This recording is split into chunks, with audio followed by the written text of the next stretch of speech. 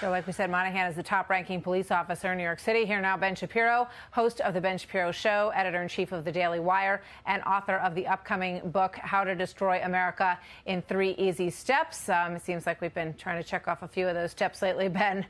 Good to see you here tonight. Thank you. What do you make of this, backpedaling and fixing things that we've seen a lot of from the governor of the largest city in the United States? I mean, it is fairly incredible that this person was trotted out as the ideal governor in the United States while shoving older people with COVID-19 back into nursing homes, not calling the National Guard, and allowing Bill de Blasio to allow widespread looting in his city at the same time that he was sending cop cars to make sure that Orthodox Jews weren't going to prayer sessions in the evenings. I mean, this has been a horribly run state under Andrew Cuomo. It's a horribly run city under Bill de Blasio. And it's no shock to watch him throw the NYPD under the bus for political decisions made by Bill de Blasio. I mean, Andrew Cuomo hates de Blasio hates Andrew Cuomo. That's perfectly obvious. I think that the criticisms by each of the other are merited. Yeah, and unfortunately in the squabbling, it's the people of New York City that have been having to put up with just an incredible amount of lawlessness. Things were better last night. We hope they continue to be better tonight.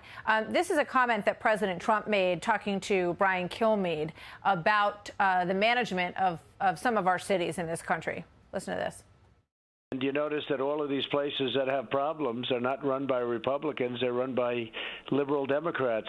So there is something into that philosophy. And yet they're also the ones keeping everybody locked up in their apartments and their homes for too long a period of time. So it's very interesting how that changes.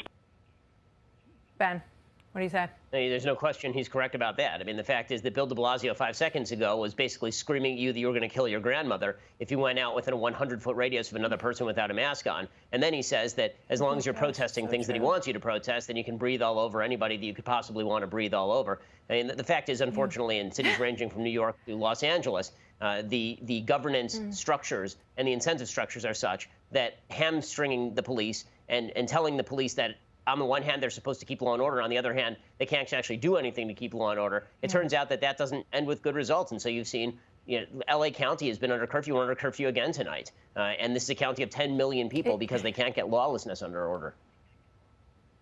It's really stunning when you look at, if you hit the rewind button just a little bit and you think about the panic over, wearing a mask and going places and leaving your home and social distancing under penalty of fine or even arrest in some cases. And now you've got the scientists at the University of Washington, signed by dozens of health experts, putting out an open letter advocating for an anti-racist public health response to demonstrations against systemic injustice occurring during the COVID-19 pandemic, basically saying that it's okay to go out there and protest. White supremacy is a lethal public health issue that predates and contributes to COVID-19. What are your thoughts on that, Ben? I mean, the unbelievable stupidity. These people are scientists like Dr. Nick is a doctor on The Simpsons. I mean, this is madness at a high level. Either this is the wokest virus in existence, and it only kills people who are out there protesting against lockdown while preserving people who are out there protesting against alleged systematic racism, or everybody is lying, and they basically have different priorities. I don't think that the virus changed. I think the priorities changed. And for people like Governor Phil Murphy, the idiot of New Jersey, who has suggested that it's one thing to want to open your business, it's another thing to want to protest,